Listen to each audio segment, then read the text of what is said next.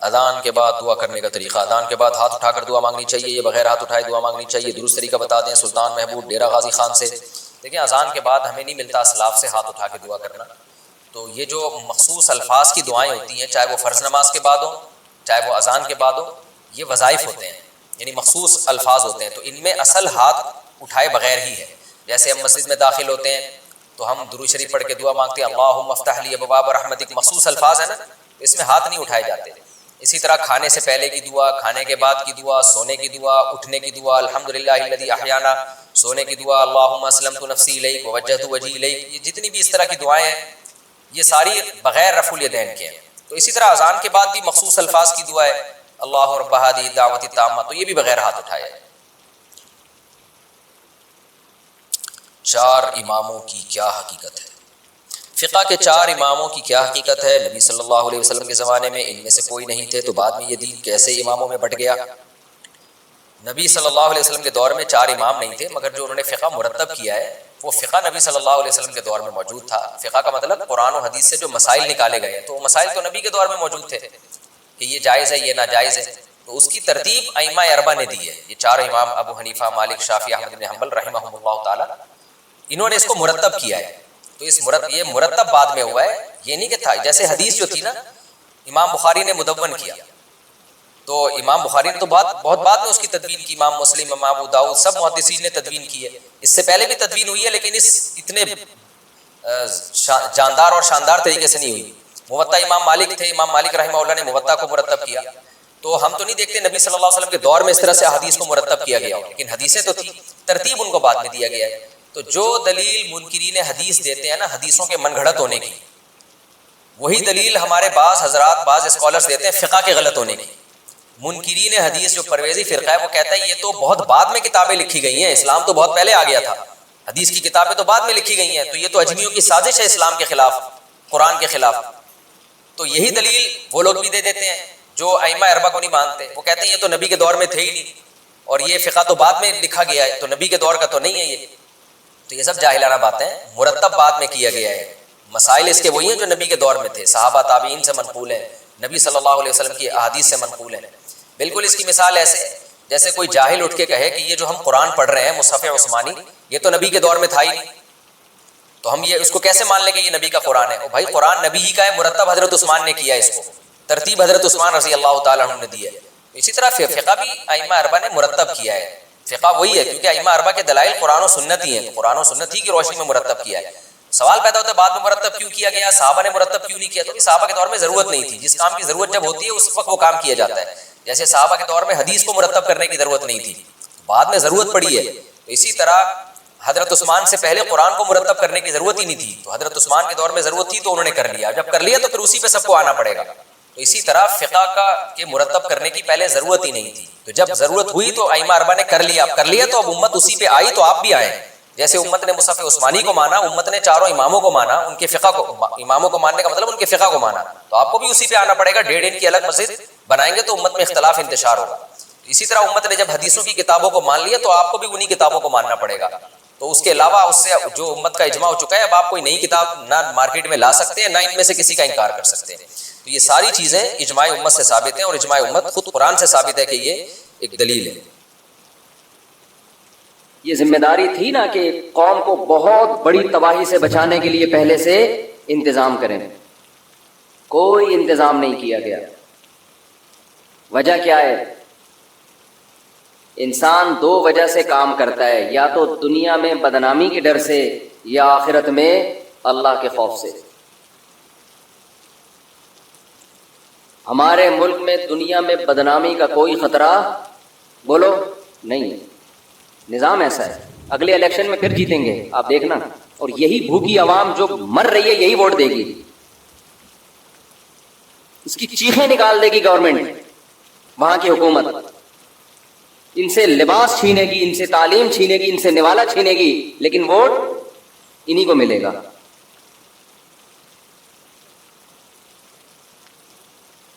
تو بدنامی کا الحمدللہ ہمارے کنٹری میں کوئی خطرہ نہیں،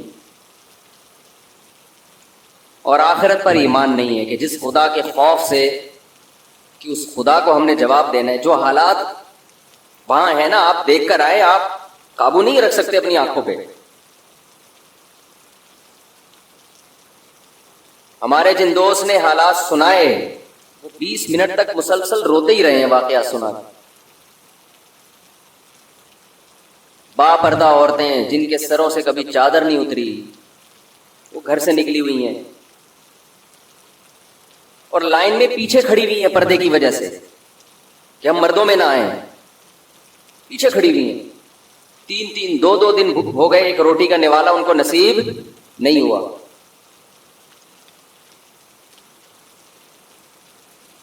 ایسے بوڑھے بھی ملے, انہوں نے کہا سائیں ہم بھکاری نہیں ہیں, ہم بھکاری نہیں. آج حالات نے ہمیں ایسا بنا دیا کہ ہم بھیک مانگنے کے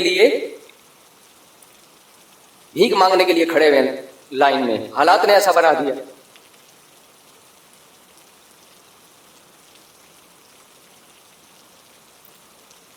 سندھ کے حکمرانوں کو تو جو ہوگا اللہ پوچھے گا ان سے. میرے بھائی ہمیں اپنی ذمہ داری پوری کرنی ہے. او اطعام فی یوم ذی مسغبہ, قرآن کہتا ہے ایسے دن میں مسکین کو تلاش کر کے کھانا کھلاؤ جو بھوک کا دن ہے. یتیما ذا مقربۃ او مسکینا ذا متربہ, اس مسکین کو کھلاؤ جس کو بھوک نے اس کے پیٹ کو زمین سے ملا دیا ہو. اور اس سے بڑا جرم, وہ تو جو حکومت نے کرنا ہے وہ اب پریشان ہے کیا کریں. اتنی بڑی تباہی پھیل گئی ہے, سمجھ میں ہی نہیں آ رہا کہ یہ پانی کیسے نکلے گا, نکال کے پھینکے کہاں, جائے گا کہاں وہ پانی. اور اس سے بڑا جرم یہ کہ ہمارے ملک میں ایسے لوگ جو ان مسکینوں کے نام کو کیش کرا کر اپنا پیٹ بھریں, ایسے حرام خوروں کی بھی کمی نہیں ہے. یہ اس سے بڑا جرم ہے. 2011 میں جب سیلاب زدگان کی مدد کے لیے ہمارا جانا ہوا تو وہاں کے مقامی لوگوں نے بتایا کہ ہمارے علاقے کے بڑوں نے بیرون ملک سے مدد لی ہمارے نام پہ اور کھا گئے.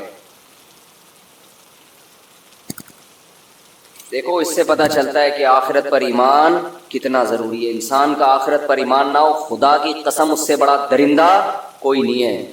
وہ 100 قتل بھی کرے تو کم ہے. جب اسے پتا ہے کہ مجھے سزا ہی نہیں ملے گی آخرت میں تو 100 قتل بھی کم ہے پھر اس کے لیے. دنیا میں ایسے لوگ بھی ہیں, کسی نے اپنی ماں کو قتل کیا, کسی نے اپنے باپ کو قتل کیا, سگے بھائی کا خون کیا. وجہ کیا ہے؟ آخرت کا خوف, آخرت پر ایمان نہیں ہے.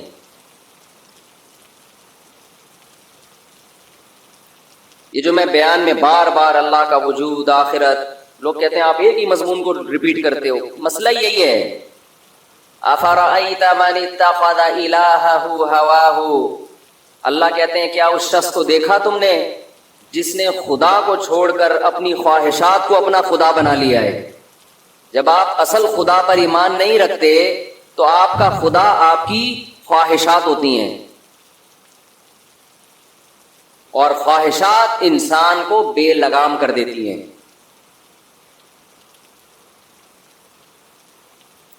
یہ تو ان لوگوں کے حالات ہیں جو سیلاب سے متاثر ہیں. آپ کو اپنی سوسائٹی میں, آپ کے اپنے رشتہ داروں میں ایسے مسکین غریب نظر آئیں گے. ایک بھائی کروڑوں روپے چھاپ رہا ہے, اپنی دولت کو چھپاتا پھر رہا ہے, کہ کہیں ایسا نہ ہو کہ میرا یہ دوسرا بھوکا بھائی مجھ سے پیسے مانگ لے. یہ تو آپ کو اپنی سوسائٹی میں نظر آئے گا یہ منظر. تو ایک جرم تو یہ کہ اس تباہی کے لیے انتظام نہیں کیا گیا. اس سے بڑا جرم ان مسکینوں اور غریبوں کو کیش کرا کے اپنا پیٹ بھرا جا رہا ہے. یہ ظلم کرنے والے بعض ٹرسٹ بھی ہیں. ہمارے ہاں ٹرسٹ کو, بعض رفاہی اداروں کو رجسٹرڈ اس لیے کیا جاتا ہے کہ بلیک منی کو وائٹ کرایا جا سکے. کتنا بڑا جرم ہے یار, آپ غریبوں اور مسکینوں کے نام پہ آپ لیبل لگا رہے ہو ان کی مدد کا, اور آپ کے مفادات اور آپ کے مقاصد کچھ اور ہیں. ہم نے تو بعض ڈاکو ایسے سنے ہیں کہ وہ غریب کی غربت کو دیکھ کر اس کو چھوڑ دیتے ہیں. اس سیلاب سے ہمیں بہت ساری چیزیں سیکھنے کو ملی. کتنے لوگ ہیں جھوٹ بول بول جہاں کوئی سیلاب آتا ہے نا تو وہ غمزدہ ہونے کے بجائے خوش ہو جاتے ہیں. کیوں؟ ان کو نوٹ چھاپنے کا ایک بہترین موقع مل گیا. میں اکثر ایک بات آپ سے کہتا ہوں کہ اس ہمارے کنٹری میں پیسہ کمانے کا سب سے بہترین ذریعہ یہ ہے کہ 4 دیواری کھڑی کر کے کچھ یتیم بچے لا کے ڈال دو، نوٹ چھاپو. لوگ نہیں پوچھیں گے کدھر جا رہا ہے یہ پیسہ. تیرے پاس یہ گاڑی کہاں سے آئی جو کل تو پھٹ پٹی پہ گھومتا تھا؟ یہ لینڈ کروزر تیرے پاس کہاں سے آئی؟ یہ حساب دے. آپ حساب دیں گے، وہ آپ کو وہ کہے گا میں اتنا نیک، مجھ سے کون ہوتا ہے حساب لینے والا؟ میں فلاں بزرگ کا بیٹا، میری داڑھی، میری پگڑی، میری ٹوپی، ان چیزوں کو دکھانا شروع کر دے گا. ایسے آدمی کو بولا کرو ایسی کی تیسی تیری، حساب دے. جو انتظامیہ ہے نا محلے کی، اس کا فرض ہے جب بھی کوئی ٹرسٹ کھولے، رفاہی ادارہ کھولے، دیکھو قرآن کا حکم ہے. قرآن نے حکم دیا جب آپس کے لین دین کرو، آپس کے لین دین تجارت کے، ان کو بھی لکھو، حساب کلیئر ہونا چاہیے. تو آپ بتاؤ زکاتوں کے نام پہ ٹرسٹ بنے ہوئے ہوں اور وہ آپ کو حساب دینے کے لیے تیار نہ ہو. اول تو بہت سے ٹرسٹ بنے ہی نہیں ہوتے. 4-6 یتیم بچوں کو لا کے رکھا اور نوٹ چھاپنا. مجھے اتنے فراڈی اس قسم کے مل چکے ہیں کہ اب میں بیزار آ گیا ہوں. ہر دوسرا آدمی لگتا ہے یہی کام کر رہا ہے. کوئی لندن سے آیا ہوا ہے سیلاب کے نام پہ نوٹ چھاپ چھاپ کے لندن سے چندے مانگ رہا ہے. اس سفر میں بڑے بڑے حرام خوروں سے ہمارا واسطہ پڑا ہے. مجھے کیش کرا رہے ہیں، میں بیٹھا ہوں پیچھے اپنے ٹرسٹ کی تصویر لگائی ہوئی ہے. او بھائی مجھے تو چائے پلانے کے نام پہ لے کر آیا، یہ پروموٹ کس کو کر رہا ہے؟ میں تو نہیں جانتا تیرے ٹرسٹ کو. یہ تو کیا کر کیا رہا ہے یہ بیٹھ کے؟ یہ 2 نمبر ہونے کی علامت ہے یا نہیں ہے؟ ایک آدمی مشہور ہو جائے، ایک یہ اللہ کی نعمت بھی ہے لیکن ایک آزمائش بھی ہے. ہر آدمی اپنا منجن ہمارے ذریعے سے بیچ رہا ہے یار. ایک صاحب ملے، اپنی ویڈیوز دکھائی، میں سیلاب زدگان کی مدد کر رہا ہوں اور اتنے ڈبے تقسیم کر رہا ہوں، ویڈیو بنا بنا کے نا پھینک رہے ہیں دنیا میں. میں نے کہا اچھی بات ہے بھائی، کر رہے ہیں، اللہ نے کوئی پابندی نہیں لگائی. سبحان اللہ، اللہ اور برکت ہے. بعد میں تحقیق کی تو پتا چلا کہ یہی منجن ہے ان کا پیسے کمانے کا. مشہور لوگوں کے ساتھ سیلفیاں، تھوڑا سا ہمیں تو کراؤڈ میں پتہ ہی نہیں ہوتا آدمی کی کس کی چائے پینی ہے، کس کمبخت کی نہیں پینی، کس کے پائے کھانے ہیں، کس کمبخت کے نہیں کھانے. کون کمبخت ہمیں پائے کھلا کے اپنا منجن بیچ رہا ہے. کچھ ایسا دماغ بوکھلا گیا ہے سفر کے دوران. کون عقیدت میں ہاتھ چوم رہا ہے تو سچی مچی کے چوم رہا ہے، کون کمبخت اپنا منجن بیچنے کے لیے چوم رہا ہے. ایک آدمی آیا سفر میں، مفتی صاحب اتنی عقیدت ہے مجھے آپ سے، گلاس تلاش کر رہا ہے میرا کہ کس میں پانی پیا ہے مفتی صاحب نے. میں نے کہا یہ بچ کے رہو، اس کو بڑی فلم لگ رہا ہے مجھے. مفتی صاحب نے کس گلاس میں پانی پیا ہے؟ میں اسی گلاس میں پانی پیوں گا. میں نے کہا اتنی عقیدت اپنے باپ سے نہیں ہوتی کسی کو. تو وہ پتہ نہیں کہاں سے مریخ سے آیا ہے. میں ہوشیار ہو گیا نا کہ اس سے بچ کے رہو. اتنی بڑی داڑھی، ایسے سرمے لگائے ہوئے ہیں. میں نے کہا یہ شکل سے فراڈی لگ رہا ہے مجھے. اس نے سرما کی اتنا ٹھوپا ہے کم وقت میں. تجھے تیری شادی ہو رہی ہے جو تو سرمے لگا کے آیا یہاں پہ؟ اتنی بڑی داڑھی ماشاءاللہ، اور آنکھوں میں بڑے بڑے سرموں کے ڈورے. اور بیٹھ گیا کہ جناب میں ابھی زیادہ بتاؤں گا سمجھ جائے گا میری بات ہو رہی ہے. پھر ایک نئی ٹینشن کھڑی ہوگی. میں یوں کرتا ہوں اور میں نے کیا بتاؤں وہ سمجھ جائے گا. بے غیرت آدمی دبا کے منجن بکوایا. میں سمجھ گیا، میں نے کہا اس کے سرمے سے لگ رہا ہے یہ کیا ہے. اتنے سرمے کے جہاز گرے ہیں. نور پیدا کرنے کی کوشش دیکھو آرٹیفیشل طریقے سے. اچھا جب مجھے کہہ رہے ہیں نا کہ میں گلاس تلاش کر رہا ہوں، میں اسی وقت ہوشیار ہو گیا. میں نے کہا اتنی تو ہمیں اپنے ابا سے عقیدت نہیں تھی بھائی، ان کا گلاس تلاش کرتے تھے. ہونی چاہیے لیکن اللہ معاف فرمائے. اور عقیدت کا یہ کون سا طریقہ ہے؟ بس ٹھیک ہے اتنی بھی چلتی ہے کہ جھوٹا ہے تو بعض لوگ عقیدت میں پی لیتے، اتنا کافی ہے. جہاں ملک میں کوئی ڈیزاسٹر آیا، کوئی سیلاب آیا، اس قسم کے منجن مارکیٹ میں آنا شروع. لندن سے چندے ہو رہے ہیں، امریکہ سے چندے ہو رہے ہیں، ویڈیو بنا بنا کے بھیجیں. اس لندن والوں کو، امریکہ والوں کو بیچاروں کو کیا پتا یہ کمبخت سیلاب سے پریشان نہیں ہے، یہ خوش ہے. یہ 6 ڈبے یہاں بانٹے گا اور باقی کیا کرے گا؟ یہ پیسہ کمائے گا. کون دیکھ رہا ہے کھڑے ہو کر؟ میں اس نتیجے پہ پہنچا ہوں جب تک کوئی ریلائبل ٹرسٹ نہ ہو، اس کا آڈٹ کا مضبوط نظام نہ ہو، اور آپ نے خود جا کے نہ دیکھا ہو، ہرگز کسی کے ساتھ تعاون کرنے کی ضرورت نہیں ہے. ایسے پیسہ پھینکنے کے بجائے بہتر ہے خود کھا لو. الحمدللہ بہت سے ٹرسٹ ایماندار بھی ہیں، یہ نہیں ہے کہ سارے غلط ہو گئے، یہ مطلب نہیں ہے. رفاہی ادارے الحمدللہ بہت سے ایسے ہیں جو پراپر وے میں کام کر رہے ہیں. بہت سے لوگ نیک بھی ہیں الحمدللہ، لیکن نیک اور اچھے لوگ کم ہیں، اس فیلڈ میں فراڈی لوگ زیادہ ہیں. اور یہ مطلب بھی نہیں ہے کہ داڑھی والے فراڈی ہوتے ہیں. بعض فراڈی داڑھی رکھ لیتے ہیں، سرمے لگا لیتے ہیں. اب ایسا نہ کوئی سرمہ لگا کے بیٹھا ہو تو آپ اس کو بولے مفتی صاحب نے بولا تھا یہ یقیناً شکل سے فراڈی ہے، سرمہ لگا کے بیٹھا ہے.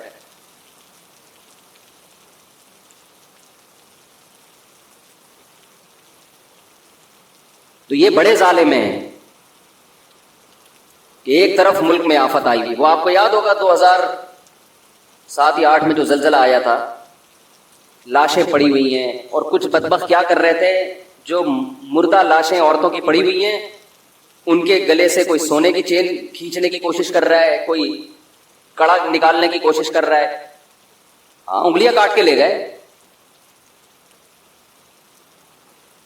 اللہ پہ اعتماد کرو بھائی، جو رزق عزت کے ساتھ مل جائے وہ سوکھی روٹی اس غیر اخلاقی حرکت سے 1000 گنا بہتر ہے. لیکن یہ فلسفہ جب سمجھ میں آئے گا جب دنیا کو مسافر خانہ سمجھے گا. یار جتنا عزت سے مل رہا ہے ٹھیک ہے، یہاں کون سا ہمیشہ رہنا ہے.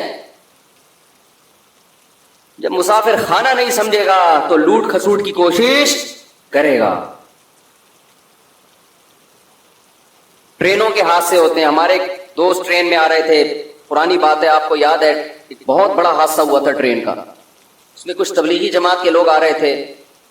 جماعت مجھ سے ملی، میری سلام دعا تھی ان سے. انہوں نے بتایا کہ ہم سے جو اگلا ڈبہ تھا نا، اس سے آگے انجن تک مکمل ٹرین تباہ ہو گئی تھی. یہ اذان دے رہے تھے فجر کی یا پتہ نہیں ظہر کی، اور اس سے آگے کے جتنے ڈبے تھے وہ سارے کہہ رہے ہم جب نیچے اترے تو ایسے پچکی ہوئی لاشوں کے انبار لگے ہوئے تھے. وہاں بھی کیا ہوا ہے، کچھ بدبخت لوگوں نے ان لاشوں کی جیب سے پیسے نکالنا شروع کر دیا. الحمدللہ اچھے لوگ بھی ہیں، ایسا نہیں ہے. ہمارے ملک میں غیرت مند لوگوں کی بھی کمی نہیں ہے، جنہوں نے ان کو سہارا دیا، ان زخمیوں کی فکر کی، ان کو کھلایا پلایا. لیکن جو اس طرح کے حادثات میں اس کی قسم پرسی سے فائدہ اٹھانا شروع کرتے ہیں، بھائی اس کا اگر وہ مر بھی گیا ہے تو یہ اس کے وارثوں کا حق ہے، تمہارا تھوڑی ہے. یہ اس کے وارثوں تک پہنچاؤ. نہیں پہنچ سکتا چھوڑ دو اس کے حال پہ.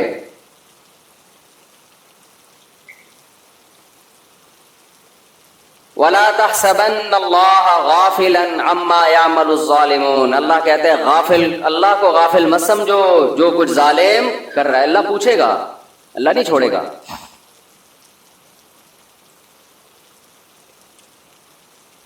تو کچھ تباہیاں وہ ہوتی ہیں جو قدرت کی طرف سے ہوتی ہیں،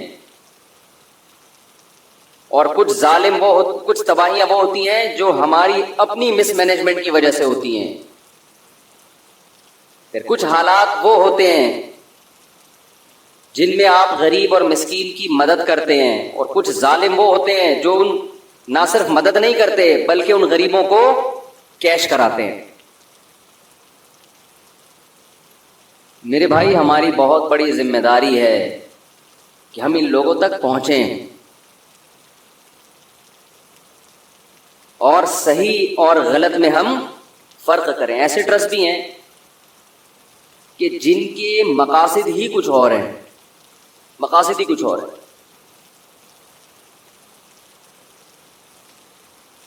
اسلام آباد یونیورسٹی کے ایک پروفیسر تھے، انہوں نے بتایا کہ وزیرستان میں ایک واقعہ ہوا نا کہ ایک لڑکی کو فیصلہ کیا گیا اس نے زنا کیا ہے تو ہم پتھروں سے مار کے اس کو ہلاک کریں گے، رجم کریں گے. تو انہوں نے بتایا کہ بہت سی این جی اوز ایک دم آواز اٹھائی انہوں نے کہ یہ عورت پہ ظلم ہے کہ اس کو رجم کیا جائے، یہ ظلم ہے، آواز اٹھائی. کہہ رہے ہیں علاقے کے علماء کی عدالت میں کیس چلا جو جرگے بیٹھتے ہیں، تو انہوں نے یہ فیصلہ کیا علاقے کے علماء نے کہ اس عورت پر جو گواہی ہے وہ مکمل نہیں، شرعی لحاظ سے اس کی سزا بنتی نہیں، اور سزا معاف کر دی. این جی اوز کو خوش ہونا چاہیے تھا کہ بھائی ہمارا مقصد حاصل ہو گیا، ایک عورت آزاد ہو گئی. تو پروفیسر بتا رہے تھے خوش ہونے کے بجائے ان کے سب کے چہروں پر پریشانی اور ٹینشن کے آثار. یہ کیا ہو، کیا مطلب کہ اب ہمارا منجن، یہ منجن کا لفظ بڑا مزیدار ہے، اس کو یاد کر لیں. جب بھی کوئی ایسا کر رہا ہو بولا منجن بیچ رہا ہے. اب تو میں ایسا ہو تو کوئی ملنے آ رہا ہوتا ہے منجن بیچنے آ رہا ہے، ہمیں چال سے اندازہ ہو. کچھ تو زیادہ تر تو الحمدللہ عقیدت میں ہی ملتے ہیں کہ بدگمان. یہ مطلب نہیں کہ جو بھی ملنے آ رہا ہو تو میں بدگمان ہوں کہ منجن پہ، اس بیچارے کو ہم سے کیا واسطہ. وہ عقیدت محبت میں ایک آدمی مل رہا ہے، ہم تو اس لائق نہیں ہے کہ لوگ ہم سے عقیدت کریں. وہ بیچارہ کر رہا ہے، اس کا اپنا ایمان ہے. لیکن منجن بھی الحمدللہ بکتا ہے. یہ لفظ یاد رکھ لیں کہ منجن بیچ رہا ہے. آ جائیں گے آپ کے پاس بڑی بڑی داڑیوں میں، یتیم خانہ کھولا ہوا ہے فلانا. اب جا کے تحقیق کرو یار، اتنا نیک کہ یتیموں کا اتنا خیال اس کو. اور ایسے لوگوں میں بہت سونے اپنی بہنوں کی وراثتیں کھائی ہوئی ہوتی ہیں، اپنے یتیم بھائی کا مال کھایا ہوا ہوتا ہے. تجھے اپنے گھر کے یتیم کی فکر نہیں ہے، تو محلے کے یتیم تو نے لے کے پالے ہوئے ہیں. تو قرآن کہتا ہے کہ آپس کے لین دین کو صاف رکھو، آپس کے لین دین کو. یہ زکوٰۃ صدقے فطر، اس میں بدگمانی سے بچانا ضروری ہے. خوب سمجھ لیں. دیکھو نبی صلی اللہ علیہ وسلم ایک خاتون کے ساتھ تنہائی میں کھڑے ہوئے، کسی صحابی نے دیکھ لیا، آپ نے ان صحابی کو بلا کے فرمایا کہ یہ میری زوجہ ہیں، ایسا نہ ہو تمہارے دل میں میرے بارے میں خیال پیدا ہو جائے. انہوں نے عرض کیا یا رسول اللہ آپ کے بارے میں کون بدگمان ہو سکتا ہے؟ نبی نے فرمایا یہ تمہارے ایمان کا مسئلہ تھا، اگر ذرا سی بدگمانی آ جاتی تمہارا ایمان ختم ہو جاتا. ہمارے پیغمبر نے تو یہ نہیں کہا کہ مجھ پہ کون ہوتا ہے کوئی شک کرے مجھے کچھ پہ. آج آپ کسی سے پوچھ لیں کہ حضرت یہ کیا ہو رہا ہے، یہ آپ سائیکل سے ایک دم لینڈ کروزر پہ کیسے آ گئے؟ اگر اس کا کوئی رفاہی ادارہ ہے نہیں ہے تو آپ کو کسی کے ذاتی معاملات سے کیا. میں یہ نہیں کہہ رہا کہ ساری دنیا جا کے پوچھے، جو علاقے کے لوگ ہیں یہ انتظامیہ ہے اس کا تو فرض بنتا ہے نا پوچھے. ہمارے ایک استاذ ہر سال حج کرتے تھے، اور کسی مدرسے کے منتظم بھی تھے وہ. اب منتظم بھی ہے ہر سال حج بھی کرے تو بدگمانی ہوتی ہے کہ ایسا تو نہیں مدرسے کے چندوں سے بھائی لوگ حج کے لیے تھوڑی دیتے ہیں. اچھا یہ خوب سمجھ لو مولوی کا شیطان بھی مولوی ہوتا ہے، یہ ہم نے علماء سے ہی سنا ہے. وہ اس کو نا